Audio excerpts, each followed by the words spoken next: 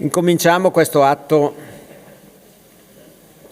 questa puntata finale del nostro workshop 22 e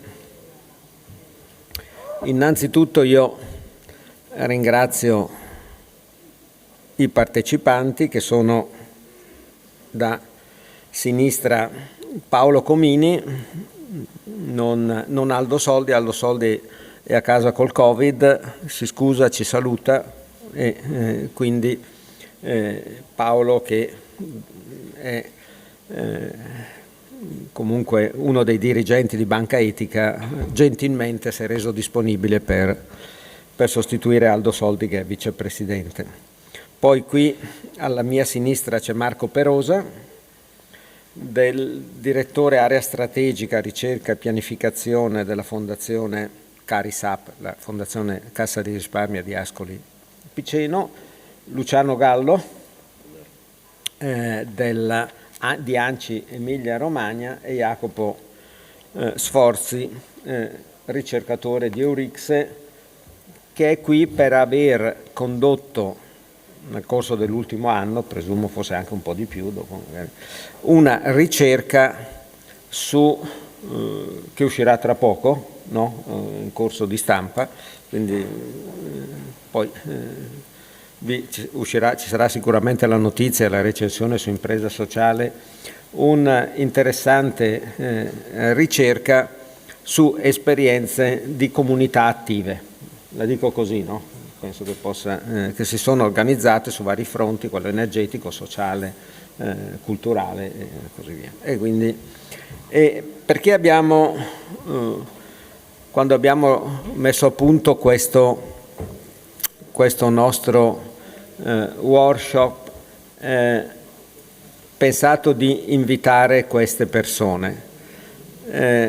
Abbiamo pensato di invitare queste persone perché ci sembra fondamentale che a partire dal filone di riflessione che è stato innescato ieri da Enrica Chiappero, è stato poi dettagliato in vari workshop e in vari singoli gruppi di lavoro, assunto un respiro anche un po' aereo, diciamo, grazie alla riflessione filosofica di ieri nel tardo pomeriggio, tenga conto che all'interno del tessuto economico-sociale ci sono altri attori che operano e quindi le riflessioni di carattere strategico che cerchiamo di sviluppare sia in termini generali, il tema dell'empowerment,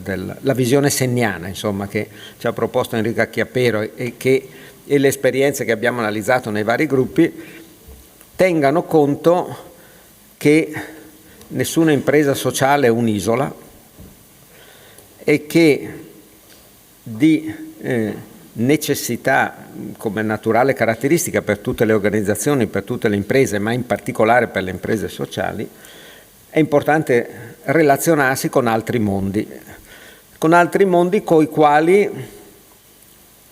si può immaginare di essere già a prioristicamente in una certa sintonia, perché sono tutti, uso il termine mondi, universi, soggetti che hanno essi stesse finalità sociali e quindi e che svolgono anche attività di carattere economico in altre forme e da altre posizioni, però sempre con l'obiettivo di contribuire alla realizzazione di obiettivi di interesse generale, perché questa è la caratteristica dei 4 soggetti che sono rappresentati a questo tavolo da queste 4 persone. C'è poca diversità di genere, ma facciamo da pendant con la prima. Alla fine ci siamo interrogati, però cercare queste alchimie per cosa. Abbiamo detto, nella sezione inaugurale c'era una dominanza di genere femminile e quindi accettate una dominanza maschile. E mettetele insieme e avremo un equilibrio praticamente perfetto, a parte i 2 coordinatori, perché io e Gianfranco non potevamo modificare la nostra natura. Scusate questa divagazione, ma di questi tempi forse anche questa precisazione è utile, no Presidente? Perché ce lo siamo posti il problema. Allora, a me il compito di chiedere un po' a tutti di dirci come vedono dal loro punto di vista una possibile alleanza, collaborazione, modalità di lavoro, integrazione, se ne vale la pena e come può essere sviluppata con l'universo dell'imprenditoria sociale con il quale tutti hanno a che fare, e evidenziando le potenzialità, i limiti. Soprattutto vorrei con tutti voi esplorare la strada che c'è ancora da fare, perché, lo dichiaro subito, c'è una mia personale convinzione che se alleanze tra l'imprenditoria sociale e questi mondi maturassero e si sviluppassero, come dire, la capacità complessiva di indurre trasformazioni positive dentro il nostro Paese aumenterebbe. La dico così, cioè abbiamo tutti nel cuore un po' l'idea di cercare di dare un contributo per trasformare in meglio il nostro Paese, fornire più servizi alle persone, renderlo più uguale, più tutto, le cose che ci siamo detti in questi giorni. Se riusciamo a farlo meglio insieme, organizzandoci bene, aumentano le possibilità per l'imprenditoria sociale, ma anche per ciascuna di queste organizzazioni. E parto da Jacopo Sforzi, dargli la parola colgo una domanda, la rappresentazione di una situazione che ho colto nel gruppo di lavoro. È intervenuta una cooperatrice sociale che adesso non vedo, che penso sia in sala. Il gruppo era dedicato all'intervento per gli anziani e lei è intervenuta dicendo: io mi occupo di bambini e volevo capire come possono essere costruite alleanze tra il mondo degli anziani e l'intervento per l'infanzia. Adesso, lei l'ha detto meglio e l'ha presentato meglio il problema, lo sto molto sintetizzando. Ma la prima cosa che ho pensato io è stato: ma questa alleanza è fisiologica dentro le famiglie, dentro le comunità.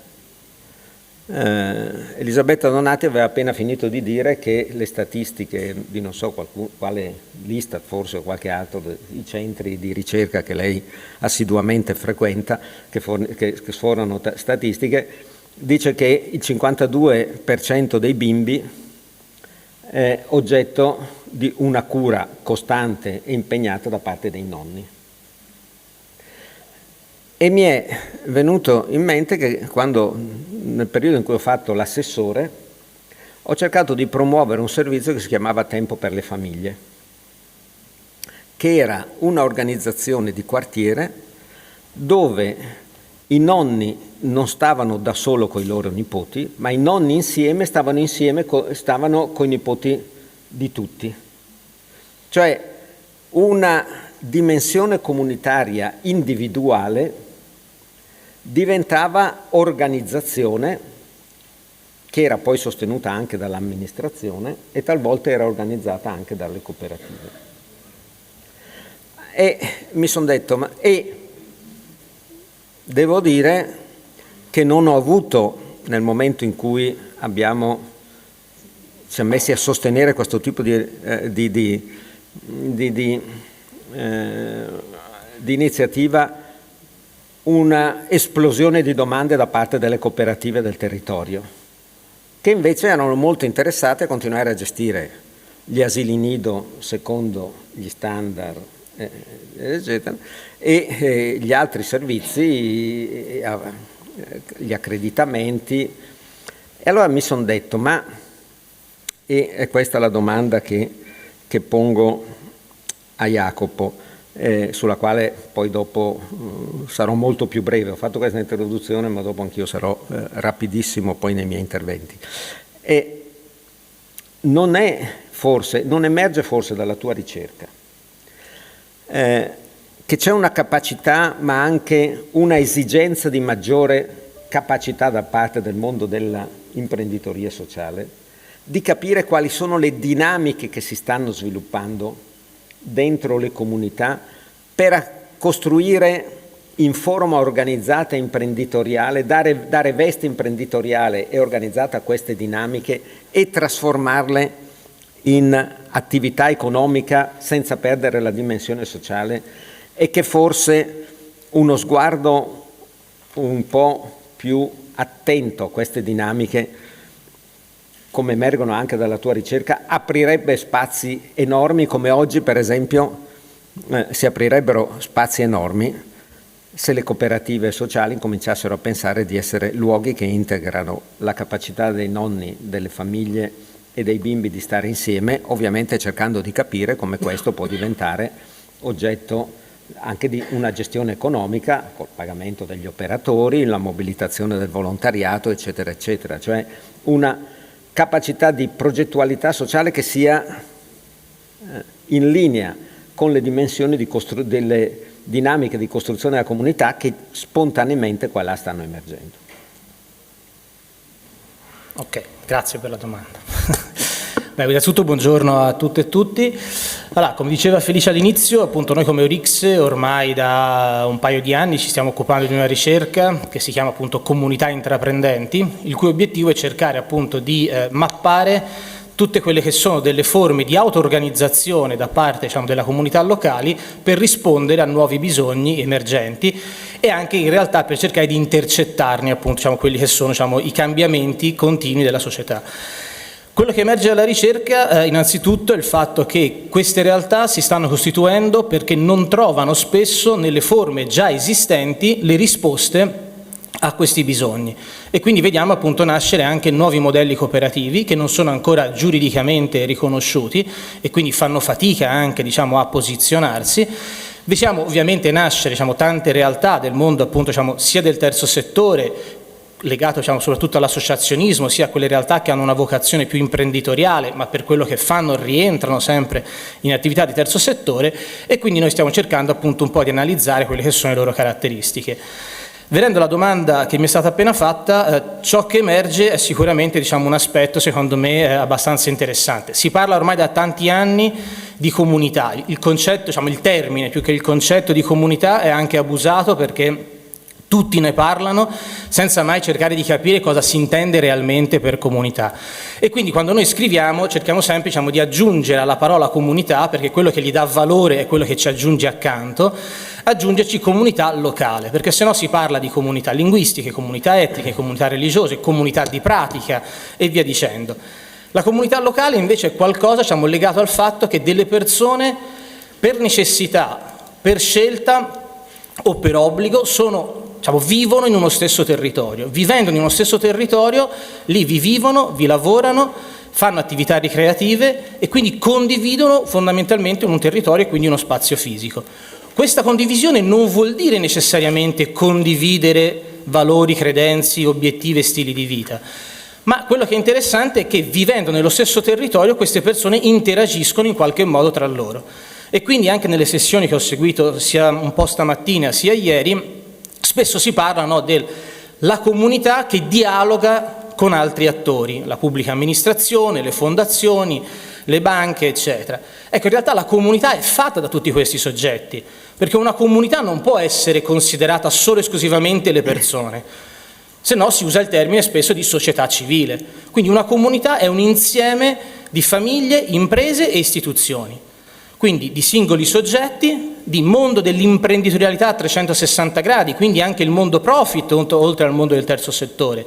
Quando si parla di processi di rigenerazione urbana, piuttosto che di rigenerazione sociale, all'interno di quel territorio per definizione ci saranno più tipologie di attori. Escluderne qualcuno ovviamente, diciamo, influenza quella che è la nostra capacità di rispondere a certi bisogni.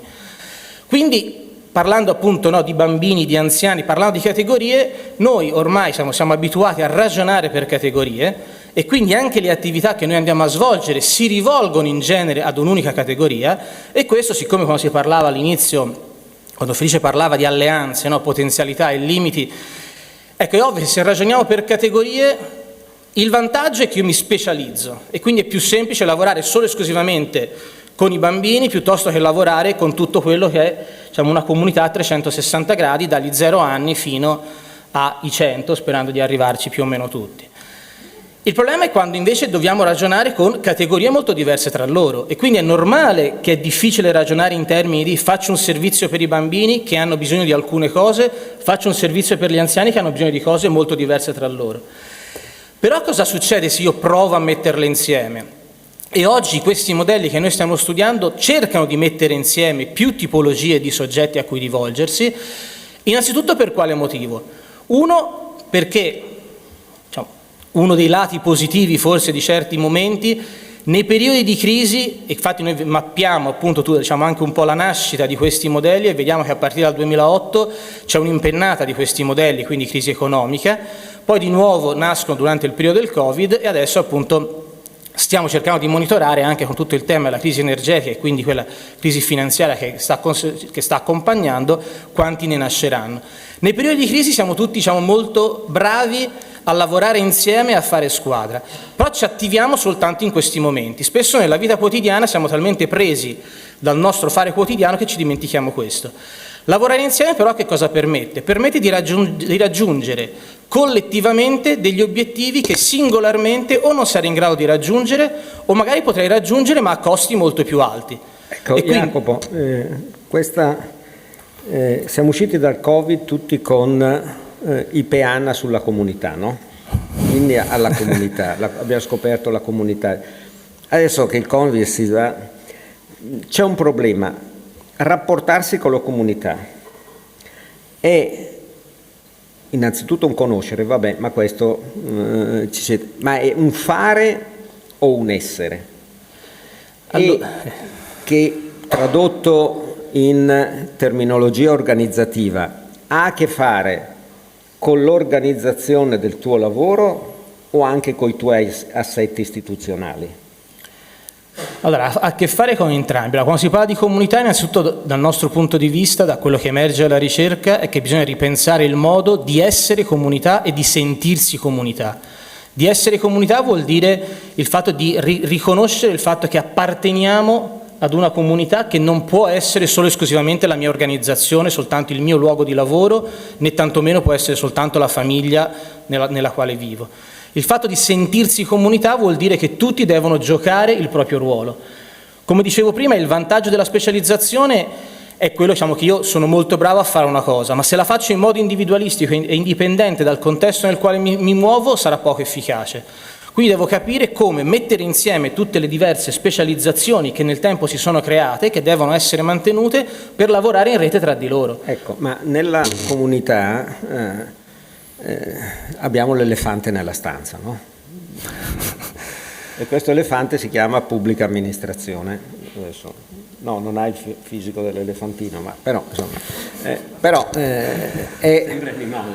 rimane no, perché è quello che è istituzionalmente il deputato a occuparsi della comunità, soprattutto le amministrazioni, parliamo di comunità locali, no? Parliamo tutto sommato, parliamo di quelle, quindi le amministrazioni pubbliche, che in una visione idealistica che abbiamo ereditato. E in Italia c'è un filone, magari se ci fosse qui ancora il filosofo ieri sera potremmo discutere, no? Per cui la pubblica amministrazione ha questa investitura di superiore intelligenza e capacità operativa, che però progressivamente è stata scardinata al punto che ormai si parla di amministrazione condivisa, cioè l'amministrazione non è più da sola in grado di farsi carico dei bisogni del territorio, ma deve condividerlo con degli attori sociali. Ecco, Luciano, che è uno dei portavoci di questa linea di tendenza, è forse il più abile poi organizzatore sul piano contrattualistico di questa linea, come si inserisce appunto, come si muove l'elefante, come si può farlo danzare un po' come facevano nel film di Walt Disney, o in modo che sia aggregante e non distruttivo, e che cosa chiedere alla pubblica amministrazione, ma anche cosa chiedere all'imprenditoria sociale, che fino adesso è stata vista soprattutto come esecutore da parte del potere pubblico. Buongiorno a tutti e a tutti, intanto grazie del graditissimo invito, dimenticate le prime parole del nostro Presidente di sessione, poi un gallo che possa dire cosa deve fare l'elefante è già per definizione un'operazione impossibile. Io ovviamente una precisazione doverosa, mi occupo internamente adesso di pubblica amministrazione da settembre 2020, data ovviamente non casuale, cioè in pieno Covid cambia la mia vita, quindi all'interno della pubblica amministrazione io posso parlare da questo momento in avanti. Però credo che adesso noi siamo in presenza di un bivio che dobbiamo cogliere, che dobbiamo analizzare con grande attenzione, coglierne le opportunità felici, ma anche aver presenti delle possibili insidie. Dal mio osservatorio, quindi parlo a titolo personale, ma dentro le istituzioni, l'emergenza Covid ha dimostrato poi anche giuridicamente l'inadeguatezza di alcuni sistemi organizzativi normativi, perché l'eccezionale è diventato norma, perché dopo la sanitaria abbiamo ovviamente quella umanitaria, energetica, e chissà, fermiamoci ovviamente alle emergenze. Quindi il primo tema è il rapporto globale locale, e quindi le istituzioni locali hanno metabolizzato da un certo momento in avanti la necessità di avere dispositivi giuridici contrattuali modulari e veloci, e quindi le pubbliche amministrazioni, queste povere pubbliche amministrazioni, devono rispettare la legge, caro Felice, e le leggi ovviamente guardano al futuro, ma nel futuro invecchiano e quindi prevedono regole statiche. Quindi la grande domanda che l'ordinamento giuridico si sta facendo in questi mesi, in questi anni, Felice, è come avere dispositivi giuridici che aggrediscano con tempismo questi bisogni. 2. La risposta è stata una consapevolezza che da soli le pubbliche amministrazioni, quelle locali, non possono affrontare questi macigni. Qual è l'insidia, caro Felice? Sulle alleanze di scopo io non ho dubbi che ci sia questa consapevolezza. Il tema è sull'autenticità della comunanza di scopo, perché se parliamo di sussidiarietà orizzontale, di amministrazione condivisa, di dispositivi giuridici, dobbiamo ovviamente fare ognuno un passo indietro per farne due in avanti, e velocemente. 1. Se è amministrazione condivisa, deve essere condivisa, altrimenti è meglio non fare degli avvisi che vediamo e fanno pietà e misericordia. 1. 2. Se crediamo nella relazione, non la rubricherei solo nel codice del terzo settore, nell'amministrazione condivisa, ma io la vorrei inquadrare nel rapporto tra i soggetti dell'economia sociale e le pubbliche amministrazioni, quindi prendiamo il potenziale di tutti gli strumenti. Il codice dei contratti italiano del 2016 non l'abbiamo valorizzato, dobbiamo fare tutte mea culpa, gare riservate, clausole sociali, gare con l'offerta economicamente più vantaggiosa e il prezzo bloccato, partenariate per l'innovazione, dialogo competitivo, concessione di servizi sociali. Dobbiamo fare un bagno di umiltà, non l'abbiamo utilizzati i dispositivi pur esistenti. 4. Se amministrazione condivisa la dobbiamo mettere negli atti generali, caro Felice, ma non come petizione e manifesto. Cioè, se crediamo nel ruolo attivo dei soggetti dell'economia sociale, come sta facendo il Comune di Bologna, lo mette nello statuto, dobbiamo fare i regolamenti, lo mettiamo nei documenti unici, parlo per i comuni, ovviamente qui vedo in sala rappresentanti delle province, documento unico di programmazione, cioè l'amministrazione condivisa, il ruolo degli enti di terzo settore lo mettiamo anche negli atti a contenuto generale per costruire l'opzione politica, perché altrimenti il rischio è che siano procedure. Ma d'accordo, però abbiamo due dati di fatto, una novità e ho l'impressione una persistenza.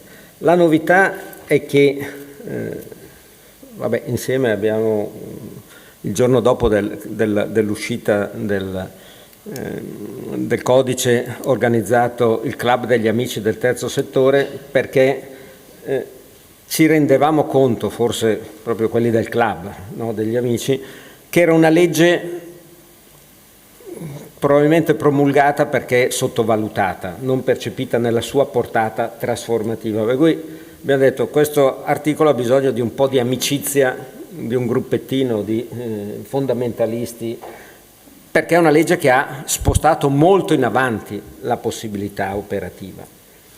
Dall'altro lato c'è la persistenza di una sorta di visione octroyée, nel senso che anche le cose che stai dicendo, ho l'impressione, però tu hai un panorama molto più ampio, anche perché lavori in tutta Italia, non solo in Emilia Romagna, per fortuna per il resto d'Italia, ma anche per te, perché gli emiliano-romagnoli hanno visioni che non sempre sono quelle delle altre regioni.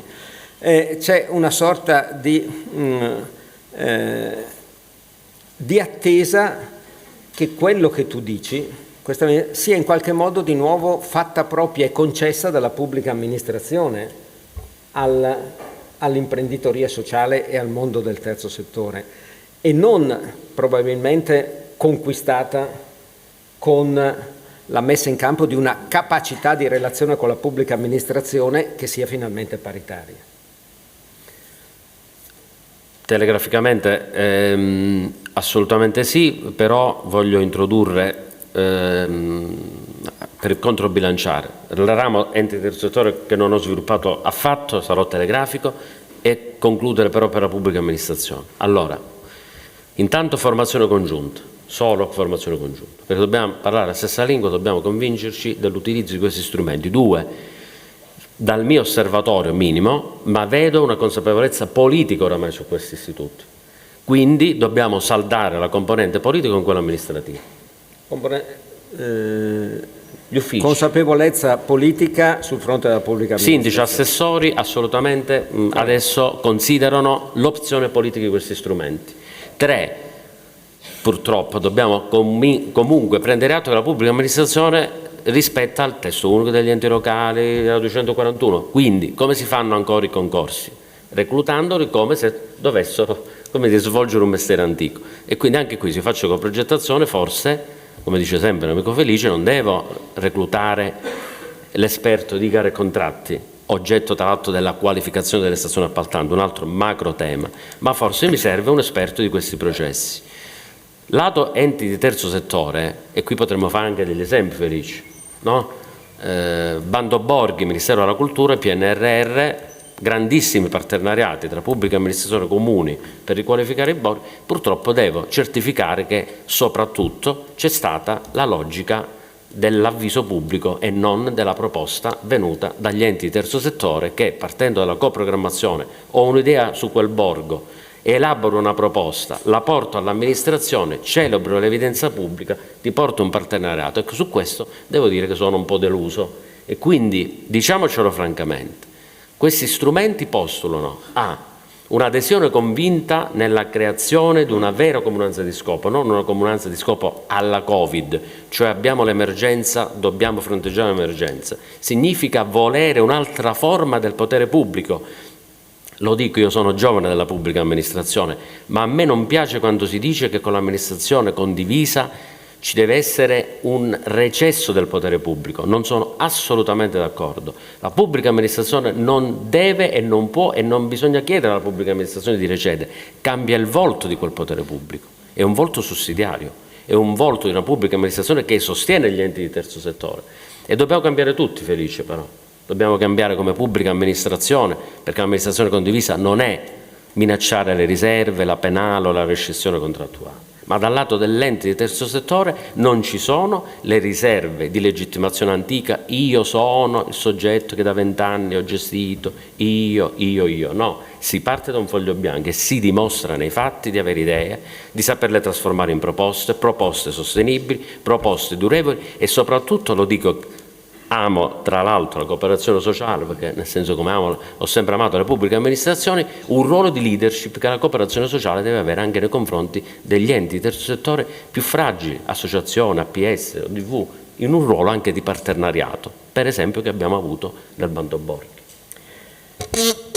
Marco, in questo panorama, in giro per l'Italia, più concentrate nel nord e anche un po' nel centro, tu vieni dal centro Italia, da Ascoli Piceno, da questa meravigliosa città, ci sono questi soggetti che sono espressioni delle libertà civili, no? Come ha detto la Corte Costituzionale in una storica sentenza, che sono sostanzialmente degli investitori per la crescita del territorio. Adesso semplifico in modo che sono le fondazioni bancarie, che però sono sempre più affiancate anche da un mondo della filantropia istituzionale che si sta sviluppando. Assifero, che raduna gli enti filantropici non bancari, ha già viaggia verso i 150 associati, era qui presente il workshop dell'anno passato con Carola Carazzone,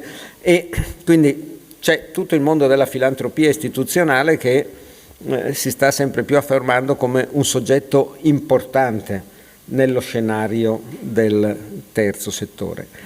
Ma qual è lo sguardo che questo mondo riesce a sviluppare in specifico sull'imprenditoria sociale?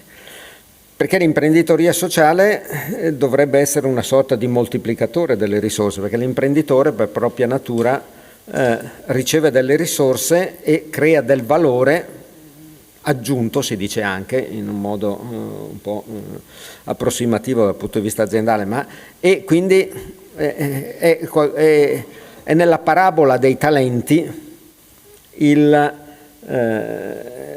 colui che ricevendo i talenti li traffica e li moltiplica, non colui che semplicemente li sotterra o li consuma. E chi ha dei talenti da mettere in gioco, la filantropia istituzionale, come si atteggia rispetto a questo mondo e come lo vede e come si possono costruire delle relazioni più evolute? Bene, buongiorno a tutti. Una bella domanda, Felice, nel senso che questa domanda sottintende un fenomeno che coinvolge in modo radicale oggi la filantropia e che è il tema del cambiamento. È facile regalare i soldi, è difficile costruire e generare valore. Questo è il vero tema e questa è la vera sfida. Quindi genera un cambiamento radicale nell'approccio, nelle modalità operative, ma ancor di più genera un cambiamento radicale nella strategia che le fondazioni, o meglio la filantropia, vuole adottare per intervenire sul territorio. Nel caso specifico delle fondazioni bancarie, amo dire che noi siamo vittime di autoreferenzialità per il semplice fatto che abbiamo due elementi di vantaggio sostanziali. Abbiamo i soldi e siamo soggetti privati. E questi sono due elementi fondamentali, perché poi alla fine dal punto di vista amministrativo, procedurale, abbiamo poche limitazioni se non le norme del codice civile, non certo quelle relative ai contratti di appalto o alle procedure pubbliche. E questi due fattori di positività noi dobbiamo metterli in gioco. Perché? Perché abbiamo la possibilità di semplificare le procedure, ma soprattutto abbiamo la possibilità di intervenire quale aggregante delle risorse non soltanto economico-finanziarie, ma di capitali, competenze, risorse tecniche e progettuali della nostra comunità. Quindi il punto della filantropia oggi è avere uno scatto nuovo nello sguardo. E lo scatto nuovo nello sguardo significa sostanzialmente operare in una prospettiva di medio-lungo termine, perché tutte le varie componenti della comunità possono convergere a una visione condivisa. Ed è un lavoro lungo, perché è un cambiamento culturale, è un cambiamento che richiede tempo, però noi come fondazioni, come filantropia siamo facilitati in questo, e da qui deriva anche l'attenzione particolare che la filantropia oggi rivolge al mondo delle imprese sociali. Voi avete due anime sostanziali, avete l'anima dell'intraprendere e avete l'anima del bene comune. Capite bene che queste due anime rappresentano la sostanza della costruzione, della generazione di ricchezza e di valore nelle nostre comunità. Quindi in questa prospettiva, a medio-lungo termine, il vostro ruolo è sicuramente significativo, ma rientra anche in una strategia più ampia dove di fatto il terzo settore, nella sua complessità e nella sua diversità, è ora che inizi a convergere e a dialogare non solo con la pubblica amministrazione, ma anche col mondo delle imprese. Spesso il terzo settore è spaventato dal mondo delle imprese, spesso il mondo delle imprese ha fatica nel comprendere il valore effettivo del terzo settore. Però ormai la complessità delle sfide che ci troviamo ad affrontare richiede anche un ripensamento radicale delle modalità organizzative, delle modalità, degli approcci che noi possiamo mettere in campo per rispondere ai bisogni più che affrontare i problemi. Per cui il tema del bando, dei progetti, è necessario passare dal tema del progetto al tema delle persone, dei soggetti, i soggetti. Noi dobbiamo essere attivatori di soggetti. L'impresa sociale per noi ha un ruolo significativo in questa dimensione di costruzione di valore. È un partner, possiamo dirlo, privilegiato. Voi avete in essere un elemento sostanziale che è quello della generatività. Voi avete la capacità più di altri di tirare fuori le abilità della comunità. Voi per la natura di impresa avete già in essere il concetto o il senso della sostenibilità, perché sapete bene che senza questo sguardo sulla sostenibilità la dimensione dell'operare non è una dimensione produttiva di benessere nel medio-lungo termine, ma soprattutto le due anime che caratterizzano il vostro essere si legano bene anche a un altro concetto che è quello della corresponsabilità. Voi siete i principali attori, operatori, attivatori delle comunità. E la corresponsabilità è ormai un'evoluzione necessaria. Se noi ripensiamo agli anni passati, tutto il tema delle lobby, delle corporazioni, della difesa degli interessi personali, ormai tutto questo ha generato un puzzle di componenti che non funziona più. Bello il tema delle comunità, delle varie anime, delle anime intese non soltanto come attori, ma anche di soggetti che hanno a cuore il benessere di un tessuto, di una tradizione, di un'identità. Allora la nostra responsabilità è attivare queste energie positive nelle comunità. Con quali strumenti? Nel senso che quello che tu dici mi sembra un processo in atto, ma ancora non maggioritario, diciamo, nel mondo della filantropia istituzionale italiana. Hai qualche esempio di esperienze fatte anche da voi dove questo nuovo approccio, questo lavorare sui soggetti e sull'empowerment dei soggetti a patto che nella visione disegnata ieri da Enrica Chiappero ci sia una sorta di capillarità per cui l'empowerment dei soggetti sociali determina l'empowerment, si coniuga, si sviluppa, trae linfa dall'empowerment delle persone. Ecco, hai qualche esperienza concreta da... Allora, parto da un risultato bello, così è molto più interessante. Cioè, la provincia di Ascoli Piceno, meno la Fondazione Carisap, insieme al comune di Ascoli Piceno, considerate il comune di Ascoli Piceno sono 47.000 abitanti, ha vinto un bando sul PNRR Pinqua che ha generato una ricaduta di 90 milioni di euro su 47.000 abitanti. Allora, partiamo da un risultato, perché poi è bello raccontare il risultato, perché dal risultato partiamo dal processo che ha generato questo risultato. Vincere il Pinqua per noi è stato motivo di particolare vanto, ma il Pinqua l'abbiamo potuto vincere perché è in atto da più di 10 anni un processo importante e significativo all'interno della nostra comunità. Il processo è partito dalla analisi di un terzo settore fortemente frammentato, che faceva un sacco di bene ma non aveva la consapevolezza del bene che generava, un terzo settore che comunque non valorizzava la propria identità. Quindi la Fondazione di Ascoli che cosa ha fatto? Non ha dato i soldi all'ente pubblico, ha dato soltanto i soldi al terzo settore, che è una scelta che ha generato chiaramente una serie di interventi oppositivi, ma era motivata da quale ratio? Dalla necessità di creare amalgama, valorizzare l'identità del terzo settore. A seguito di questo processo che cosa si è generato? Un ulteriore elemento di ricostituzione di un luogo. Nella nostra progettualità inizialmente si parlava di creare una casa del volontariato, era un termine già molto vecchio rispetto a quello che si voleva fare. Abbiamo acquistato un ex cinema nel centro di Ascoli Piceno, l'ex Cinema Olimpia, l'abbiamo ristrutturato completamente, ma soprattutto abbiamo desiderato che quel luogo potesse diventare non soltanto catalizzatore dell'energia delle forze del terzo settore, ma potesse diventare catalizzatore dell'energia delle forze di tutta la comunità, in modo particolare dei giovani. Quindi partire dalle esigenze della comunità e attivare tutte quelle forze attive nella comunità, giovani, terzo settore e anche il mondo delle imprese. L'esperienza di Bottega Terzo Settore, è questa la denominazione del luogo, nasce da un'attività di verifica, di analisi, di altre realtà territoriali, e vi dico che Bottega Terzo Settore è stata pensata da un'esperienza che esiste, da una serie di esperienze, in modo particolare noi abbiamo preso come riferimento un'esperienza milanese che è Copernico, un luogo di coworking che aveva una finalità di profit. Allora abbiamo detto, perché se si è avuto la capacità di generare questo luogo per il profit, non abbiamo la possibilità di generare lo stesso luogo in termini di opportunità anche per la nostra comunità, per i giovani, per il terzo settore e perché no per la pubblica amministrazione?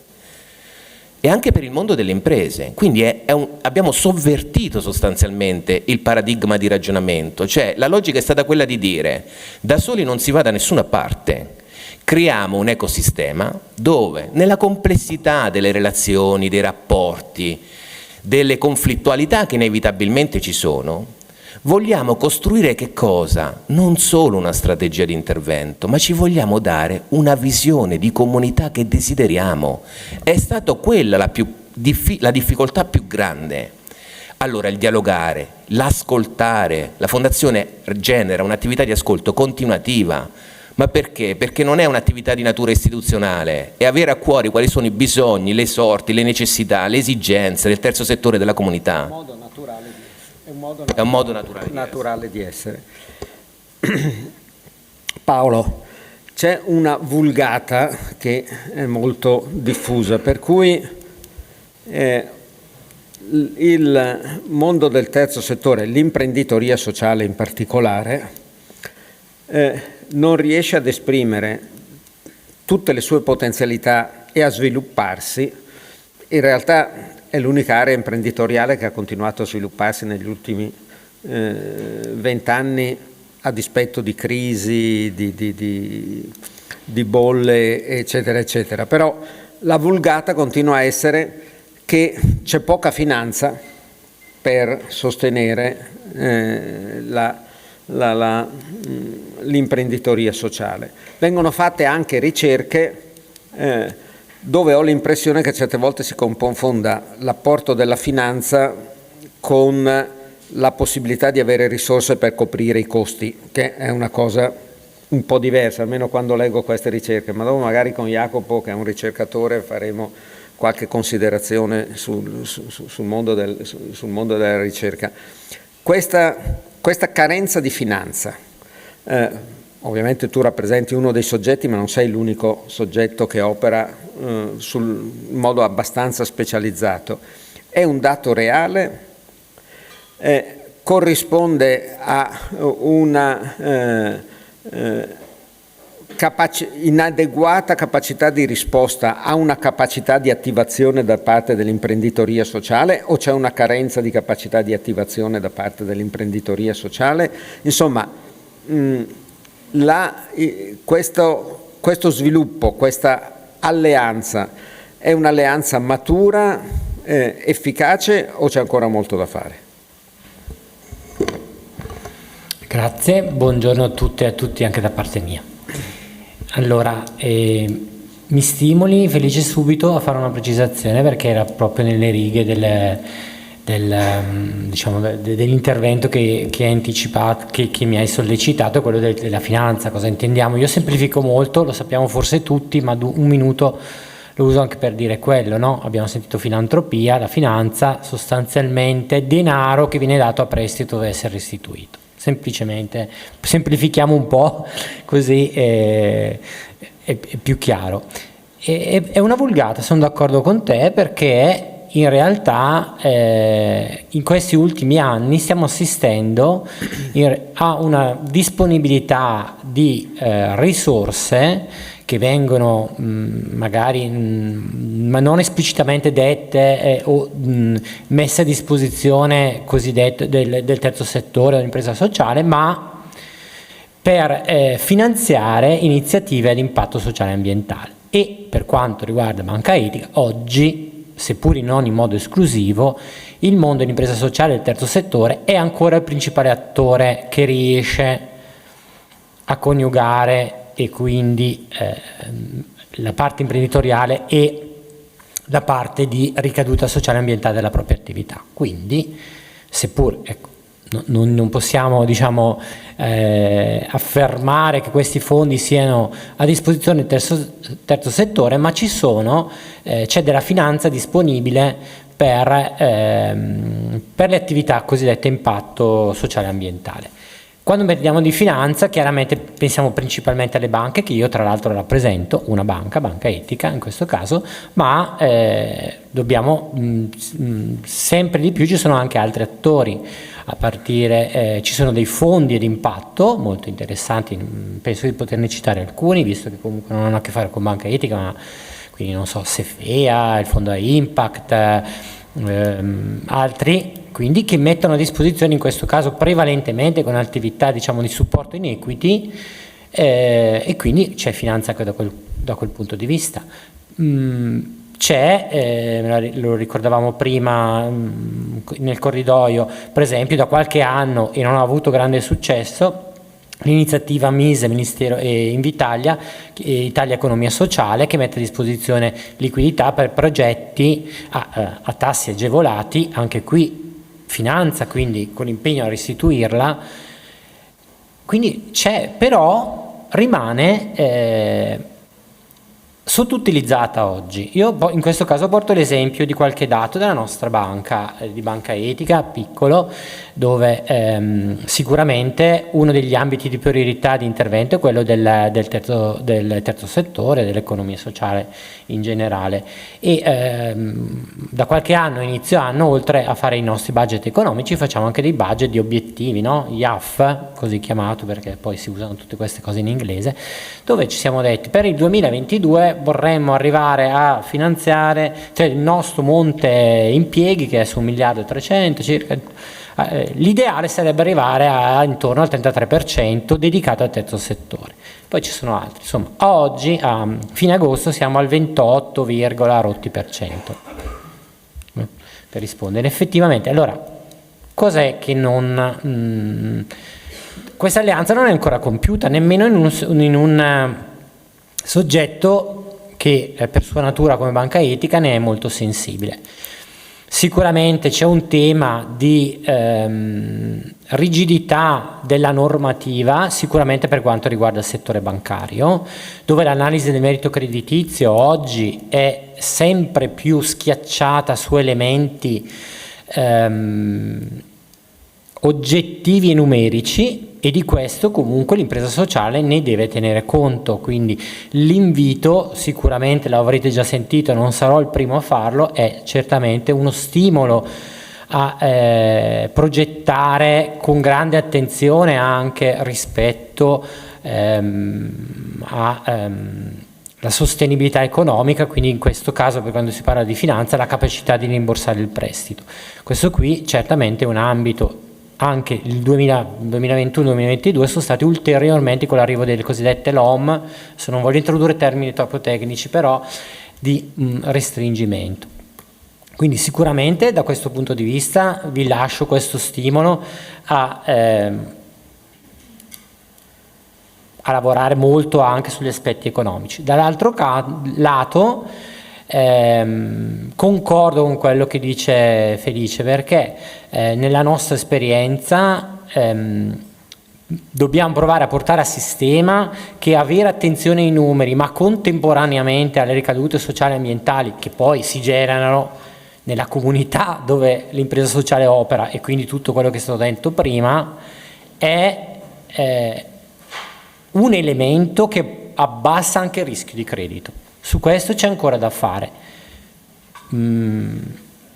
Io credo che in questo, e poi magari lascio qualche altra domanda, ci stia anche attrezzarci di più per rendicontare numericamente gli impatti sociali e ambientali che nel mondo del terzo settore fa. Banca Litica già nell'istruttoria, prima di concedere, sottopone un'analisi di quali sono gli obiettivi, di quale già l'ente del terzo settore genera impatto sociale e ambientale, e il progetto per cui viene chiesto il finanziamento vorrà generarne, no? Quindi ci sono, cioè noi uno ce l'abbiamo, però è da portare a sistema e da matchare con la solvibilità. Noi in questo ci crediamo, abbiamo un po' di numeri, ovviamente è un istituto piccolo, ma credo che una chiave sicuramente è questa. Su questo c'è un punto anche di carattere tecnico, però mi sembra opportuno porlo, che riguarda il rapporto tra finanza di settore, usiamo questo termine, e mondo della filantropia, perché il mondo della filantropia istituzionale si è posto il problema dell'intervento finanziario e se l'è posto per certi versi correttamente, nel senso che il prestito, tu mi insegni, è più facilmente erogabile se c'è una base patrimoniale di una certa consistenza, quindi la base patrimoniale nell'impresa sociale come si determina? Poco per l'apporto dei soci, perché sono lavoratori, volontari, sono consumatori, fruitori. Si determina progressivamente nel tempo attraverso l'accantonamento delle riserve indivisibili, che diventano un elemento di base patrimoniale, ma può anche determinarsi se ci sono dei soggetti che sono investitori, quelli che oggi vengono definiti gli investitori impact. Però ho l'impressione che aver costruito, e il mondo delle fondazioni si è mosso su questo fronte, no? Sefea da un lato, Giordano dell'Amore dall'altra, insomma altri fondi impact, incentivati anche dall'Unione Europea che ha messo a disposizione delle risorse, venendo tutti dalla cultura dei fondi, si trovano ad avere come partenza due elementi che poi condizionano tutto: l'aspettativa di garanzia, di restituzione del capitale, che è capitale di rischio, quindi è più rischioso un rendimento abbastanza, e quindi per coprirsi da questo rischio bisogna fare dei fondi rischi interni e fare degli accantonamenti. Bisogna poi comunque garantire un rendimento agli investitori, perché per esempio le fondazioni bancarie investono parte del patrimonio e hanno la necessità di generare un rendimento pur minimo per poter finanziare l'attività, e quindi finiscono per intervenire sottoscrivendo capitale nelle imprese sociali, però chiedendo rendimenti che finiscono per appesantire tutta l'operazione anziché renderla più agevole. Su questa situazione in questo momento è intervenuta una normativa che è l'articolo 37 del codice del terzo settore, che rende possibile usare per fare questo tipo di interventi, non attraverso i fondi di investimento, ma direttamente, una quota parte delle proprie risorse erogative, potendo sottoscrivere capitale nelle imprese sociali a condizione che non debba esserci nessun rendimento, Quindi capitale a costo zero, capitale che può rimanere nelle imprese sociali per il tempo necessario, se poi l'impresa sociale genera valore è in grado di restituirlo, quindi capitale a tutti gli effetti solidale e paziente. Su questa cosa c'è una prima esperienza in corso da parte di 3 fondazioni, Fondazione ASM di Brescia, Fondazione Opes di Milano e Fondazione De Agostini di Novara. Ma mi sembra che il mondo, e pongo la domanda a tutti e due, il mondo delle fondazioni e il mondo della finanza non stia granché esplorando questa, che può essere invece una chiave di volta non risolutiva di tutti i problemi, ma molto utile per risolvere alcuni. Darei la parola a tutti e due rispetto a questa questione. Vado? Sì, verissimo, questo è verissimo. Le fondazioni bancarie, in modo particolare le fondazioni delle Marche, sono intervenuti su questo tema mediante la costituzione di un fondo di garanzia, utilizzando fondi erogativi. Questa è la modalità ad oggi con cui si è deciso di intervenire. Abbiamo messo una dotazione di 500.000 euro proprio per supportare l'accesso al credito da parte del terzo settore e quindi anche da parte delle imprese sociali. L'evoluzione, cosa che noi non abbiamo ancora fatto, ma comunque è un tema su cui vogliamo ragionare bene, è quella di utilizzare parte delle risorse erogative sia per capitalizzare senza rendimento, quindi senza richiesta di rendimenti, le imprese sociali, ma utilizzare anche, legare al tema della patrimonializzazione che genera poi un accesso al credito, anche un tema di valorizzazione di capacity building delle figure all'interno del terzo settore, perché poi gli 2 elementi, risorse finanziarie e valorizzazione delle risorse umane, vanno di pari passo, cioè potenziamo, diamo la possibilità alle organizzazioni di crescere, facciamole crescere anche facilitando l'accesso al credito, ma facciamole crescere anche dando una serie di strumenti, competenze, conoscenze, tali per cui i modelli organizzativi più avanzati e più consolidati hanno la possibilità di essere gestiti in un'ottica di valorizzazione. Quindi torna il tema della formazione che diceva già Luciano e su cui torniamo dopo, però prima volevo lasciare a Paolo il completamento di questa riflessione. Sì, faccio anche una battuta su questo. Concordo con te che non c'è ancora, cioè questo specifico strumento non è ancora utilizzato, però in questo caso devo parlare per il mio istituto.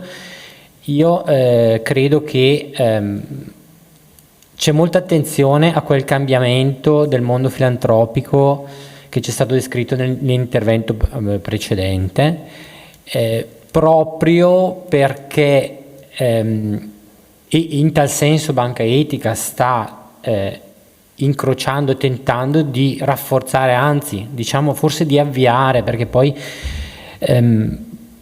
su basi nuove le alleanze con il mondo filantropico, perché da lì forse riusciamo a mettere in circolo quelle risorse che stanno attivando. Certamente un esempio l'hai fatto tu Felice, ma un altro è stato appena fatto.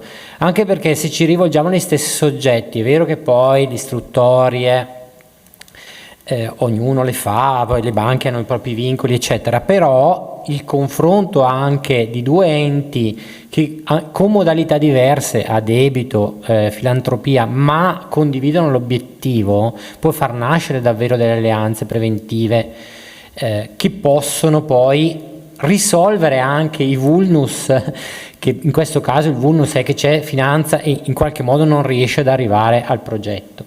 Quindi è ancora, però io credo che sia avviato un percorso quantomeno di conoscenza, è avviato, c'è da fare. Luciano, una dinamica di soggetti in evoluzione e in movimento che si confronta con la capacità di governo della pubblica amministrazione, come tu già dicevi, nella capacità di utilizzare strumenti. Qualche reazione libera, tanto ti saranno venute molte idee ascoltando.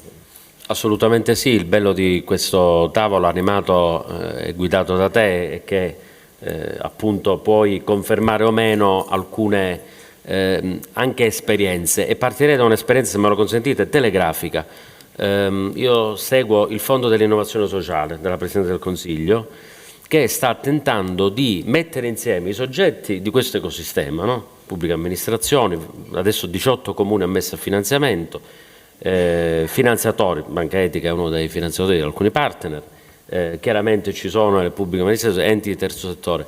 Allora, innovare a legislazione data con dispositivi giuridici e finanziari nuovi è difficilissimo. Per esempio la finanza ad impatto sociale all'interno della pubblica amministrazione. Allora questo che cosa mi fa, e vado davvero perché il tempo è tiranno. Allora, uno, la conoscenza di tutti gli strumenti a disposizione. E questo non è un dato assodato, non c'è conoscenza di tutti gli strumenti. Noi dovremmo avere il coraggio, quindi fare anche proprio come pubblica amministrazione felice, la domanda di quante procedure innovative abbiamo fatto in Italia. Allora, siamo però di fronte a 5 motivi di cauto ottimismo che però dobbiamo agire felici. 1. L'applicazione della riforma del terzo settore. Cioè non possiamo dire che adesso, vedo l'amico Gianfranco Marocchi, che non ci siano percorsi di applicazione. Quindi una mappatura delle buone, però, Marco Gargiulo, delle buone prassi, perché una cattiva coprogettazione scaccia 10 coprogettazioni fatte bene. 1. 2. L'occasione irripetibile della revisione del codice dei contratti pubblici. ANCI Nazionale ha voluto tra i principi della delega quella dell'innovazione sociale. Guardate che questa cosa qui non è irrilevante, perché noi, partendo dalla sperimentazione del FIS, Fondo di Innovazione Sociale, Presidenza del Consiglio, nelle future gare d'appalto e delle concessioni possiamo fare gara d'impatto, però non è naif. Faccio un esempio per capirci. Un comune oggi ha 2 alternative. Gara d'appalto con ribasso, gara d'appalto fatto nel 2018 con il Comune di Bologna, 19 milioni di euro, prezzo bloccato, quindi non chiedo il ribasso. Avrà la terza opzione, non chiedo il ribasso, non sterilizzo il prezzo, chiedo agli investitori, pazienti e alla finanza che credono nell'offerta qualitativa, per esempio del cooperativo sociale, di legarsi ad obiettivi, quindi attraverso gare d'appalto. 3. Nuova disciplina sui servizi pubblici, sarà riscritta la disciplina sui servizi pubblici e un articolo sarà dedicato a razionalizzare la disciplina dei servizi pubblici con il codice del terzo settore.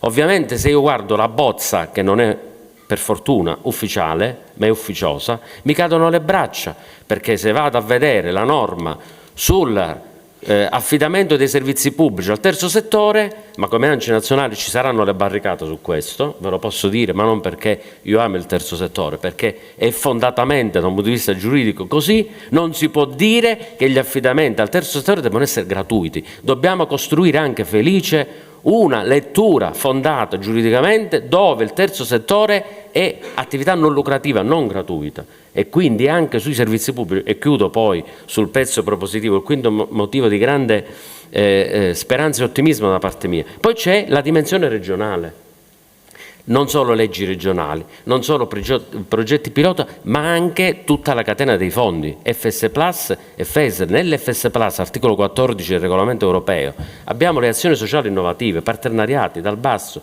quindi siamo pieni di strumenti, dobbiamo conoscere e applicarli. Quinto, appunto, felice, le imprese sociali. Io sono confidente sulle imprese sociali, ma non le cooperative sociali, imprese sociali di diritto. Ci sono tanti amici e amici della cooperazione sociale, non me ne vogliono, ma le imprese sociali partecipate dalle pubbliche amministrazioni possono essere soci delle imprese sociali. Mondi profit sono stati evocati da tutti i soggetti. Le imprese sociali in Italia possono e devono coinvolgere gli utenti, i lavoratori e gli altri soggetti.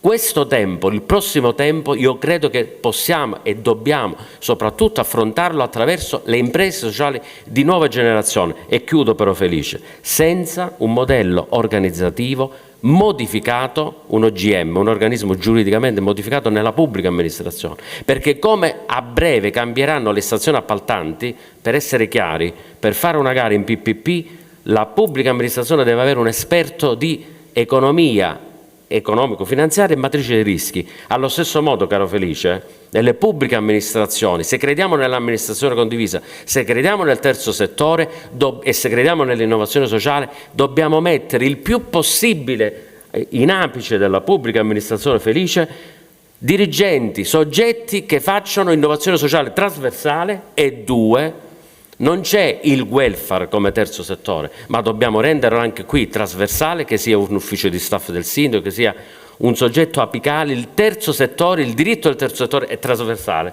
all'intera pubblica amministrazione. Se non ci convinciamo tutti di questo, saranno solo, non canzonette come cantava Edoardo Manano, ma saranno solo procedure. E allora l'invito accorato che io faccio: pubbliche amministrazioni, modelli organizzativi, quindi reclutamento di personale, ma soprattutto modello organizzativo, innovazione sociale trasversale, terzo settore come diritto trasversale. Jacopo, questo appello caldo di Luciano pone, a mio modo di vedere, un tema di reale analisi critica della situazione.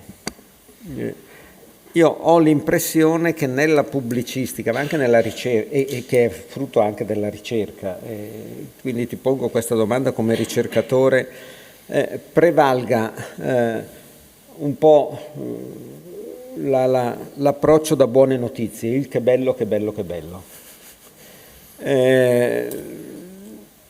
Ho l'impressione che ci sia un ruolo della ricerca nelle sue varie forme, insomma, adesso fatemi usare questo termine in modo molto, molto generico, ci sia un problema di una più approfondita analisi critica, nel senso che non tutte le imprese sociali vanno bene per fare il lavoro di trasformazione sociale, non tutte le pratiche messe in campo dal terzo settore sono evolutive, alcune sono involutive e così via.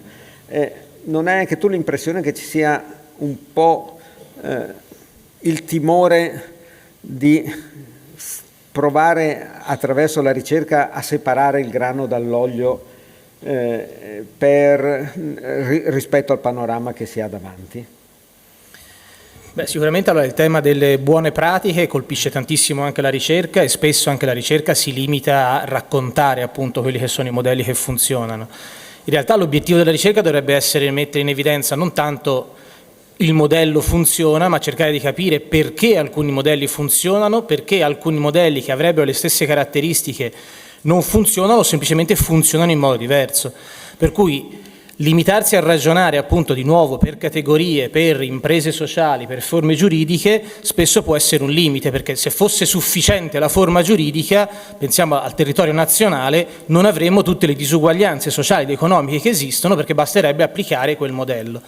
Così il tema della pubblica amministrazione, diceva benissimo Luciano, cioè gli strumenti ci sono, bisogna iniziare a usarli, bisogna soprattutto imparare ad usarli e quindi capire perché Comune di Bologna, Regione Emilia-Romagna, ci sono contesti più virtuosi da questo punto di vista rispetto ad altri, perché alcuni contesti arrivano prima rispetto ad altri, e quindi capire quali sono quegli elementi che fanno funzionare i modelli giuridici, che fanno funzionare gli strumenti appunto che ha in mano la pubblica amministrazione, quindi fanno funzionare le pubbliche amministrazioni. In alcuni contesti le pubbliche amministrazioni dialogano molto bene con gli enti di terzo settore, dialogano molto bene con la società civile. In altri contesti fanno una grandissima fatica a farlo. Perché fanno fatica a farlo? Una cosa è già stata detta prima. C'è un problema di cambiamento culturale. Anni di visione verticale fanno sì che diventa difficile ragionare in termini orizzontali e quindi hai voglia a parlare di coprogrammazione e coprogettazione, ma che cosa vuol dire mettersi attorno a un tavolo e ragionare tutti allo stesso livello? Innanzitutto vuol dire rinunciare a una parte di potere. Non tutte le pubbliche amministrazioni, non tutte le fondazioni di qualsiasi natura, non tutti quei soggetti che fino ad oggi dall'alto dicevano agli altri cosa fare o davano l'opportunità agli altri di farlo, sono disposti ad accettare che oggi questo meccanismo deve cambiare. È stato interessante prima quando è stato detto fondazioni come aggregatori di risorse.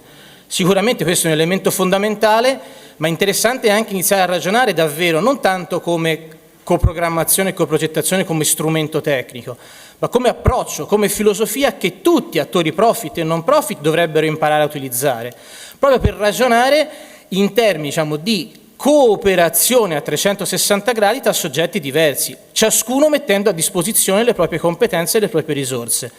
Così, ad esempio, e questa è un po' una provocazione, anche le stesse fondazioni potrebbero iniziare a dire: ok, chi finanzio? Coprogetto delle attività, coinvolgo una serie di soggetti, capisco non tanto se quei soggetti sono bancabili e quindi gli do il finanziamento, ma se quella idea che sta dietro a quei progetti è funzionale al raggiungimento di certi obiettivi. Interessante il caso che veniva citato prima di Ascoli Piceno dell'ex cinema.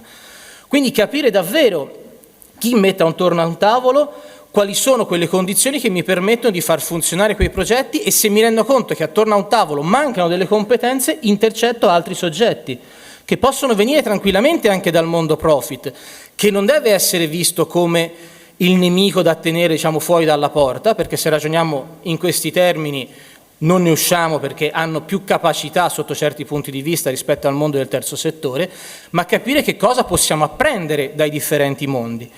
L'altro elemento secondo me fondamentale, però, è stato citato brevemente prima, è quello della formazione. Abbiamo contesti dove le capacità ci sono e quindi gli strumenti vengono adottati e quindi le risorse pubbliche o private che sia vengono utilizzate in un certo modo. Ci sono contesti dove queste competenze non ci sono. Quindi secondo me il ruolo di tutti i soggetti potenzialmente interessati, diciamo, ad avviare progetti di sviluppo dovrebbero andare in questa direzione. Altrimenti le disuguaglianze che ci sono, soprattutto a livello territoriale, continueranno a replicarsi inevitabilmente. Quindi investire anche nella formazione di competenze e quindi del famoso non solo capitale sociale, ma anche il capitale umano. Dentro la pubblica amministrazione, è stato detto adesso, ci sono persone che non sono formate abbastanza. Adesso sembra che anche il PNRR dovrebbe andare in questa direzione. Formare persone nella pubblica amministrazione, formare persone nel mondo del terzo settore.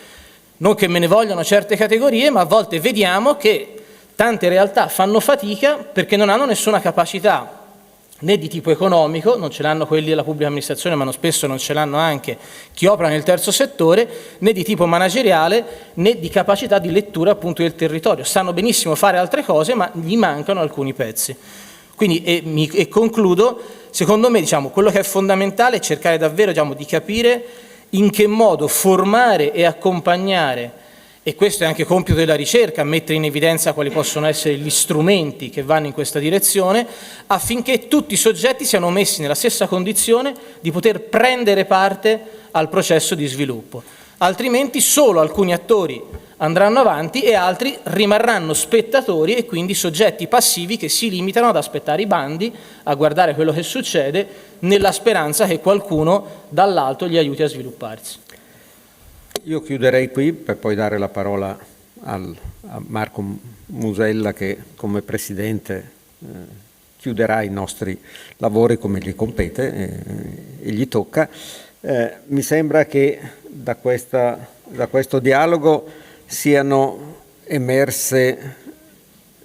emerso come ci siano molte idee, molte possibilità e anche risorse.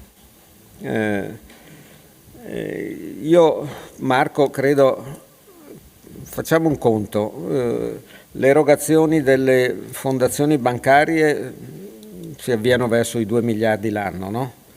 Il resto del mondo della filantropia istituzionale più o meno ci mette un altro miliardo.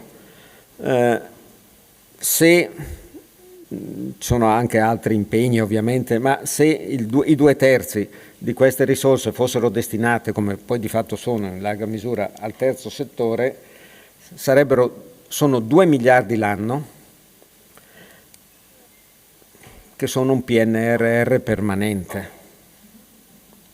Cioè, se fossero orientate al meglio queste risorse e interpretate come un portafoglio collettivo per sostenere l'evoluzione di una imprenditoria sociale in un terzo settore, però meno rivendicativo e più capace di propositivo, avendo come cerniera la crescita complessiva delle competenze, perché credo che questa sia la sfida enorme che c'è su tutti i fronti, dentro tutti i settori, probabilmente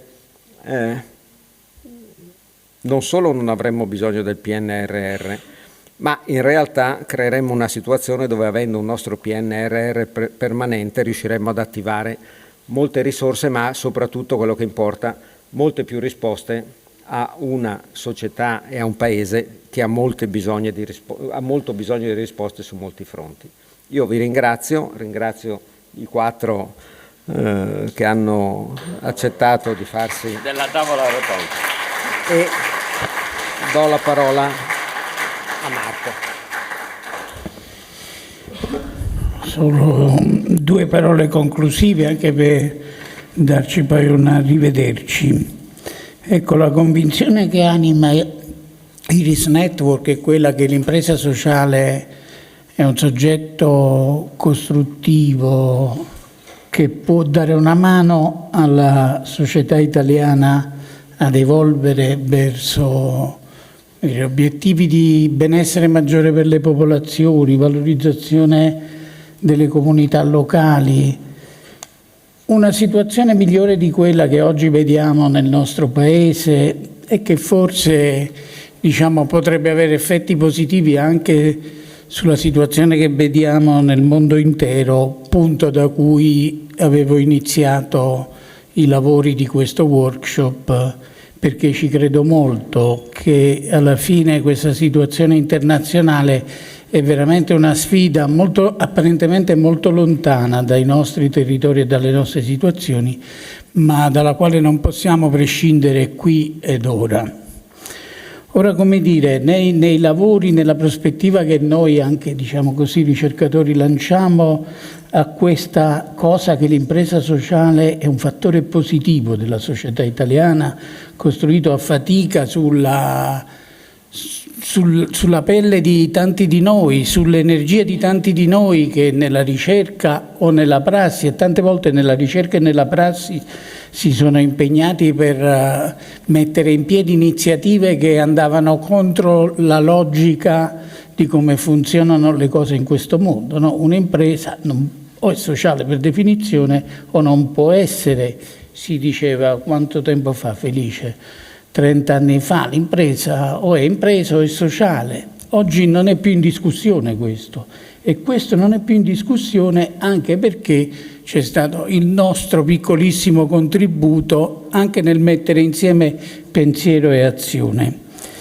Però ci siamo detti anche tutti i punti ieri nella dialettica fra la nostra Enrica Martinetti e i 3 che stavano seduti qui. Si vedeva chiaramente tutti i punti di debolezza che noi sentiamo, tutte le cose sulle quali dobbiamo provare a migliorare, perché ci sono tanti problemi nell'impresa sociale e ci sono forse tante debolezze.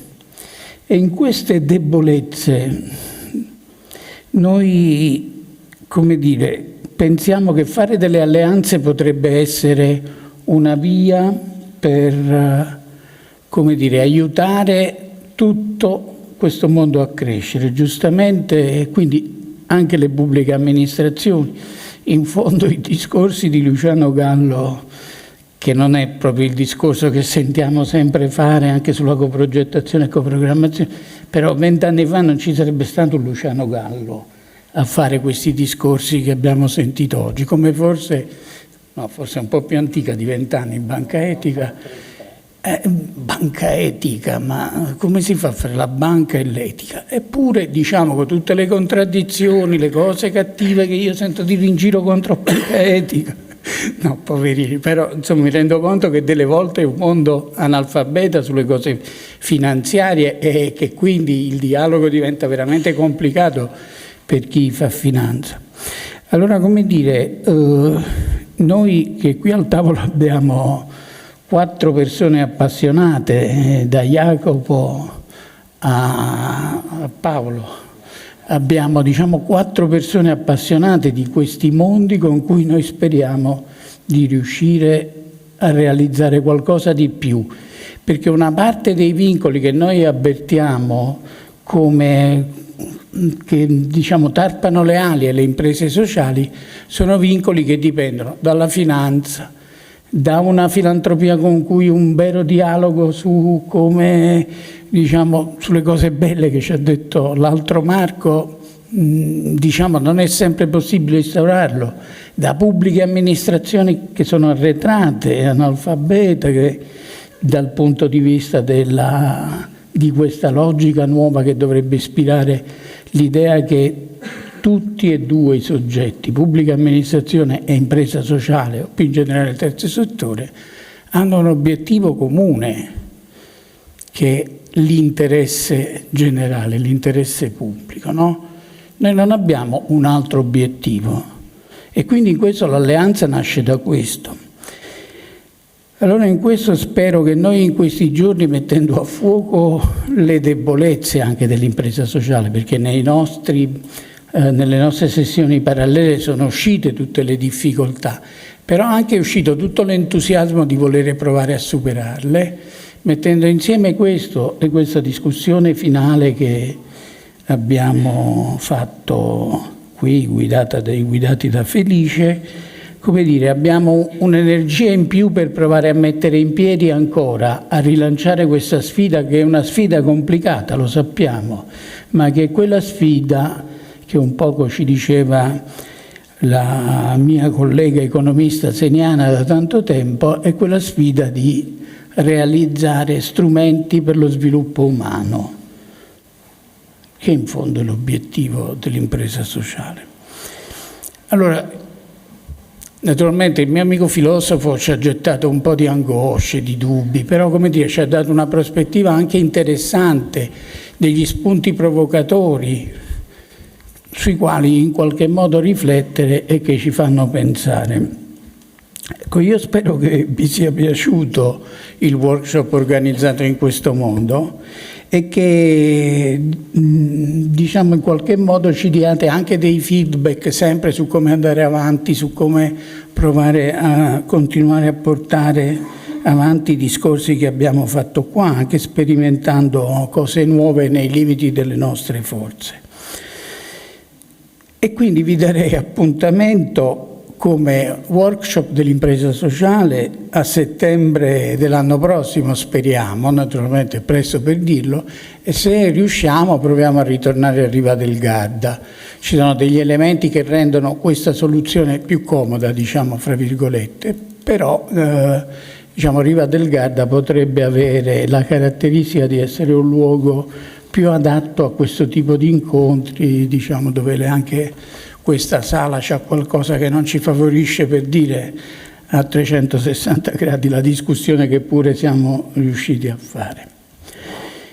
E però prima del workshop sapete che sempre verso maggio-giugno, definiremo presto la data, ci sarà il colloquio a Perugia. Ringraziamo la Fondazione di Perugia che ci ha anche sostenuto, diciamo, nelle attività di questo workshop e di quest'anno, e che è anche presente qua e con la quale speriamo di instaurare un dialogo, diciamo, interessante per il futuro.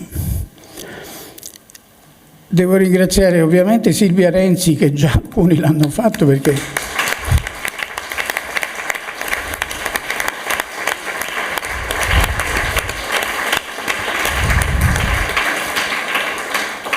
diciamo, tutto questo è reso possibile, migliore, da come Silvia lavora alla costruzione di questi workshop e dalla passione che mette nell'organizzare le cose, nel curare i rapporti con tutti noi e nel facilitare anche a noi comitato, diciamo, con Gianfranco Marocchi, direttore della rivista, Marco Gargiulo, Felice, io e Carlo Borzaga, che in fondo è stato bello che anche quest'anno ha trovato il modo di rendersi presente, diciamo, con quella lettera che poi è stata ripresa in tanti interventi.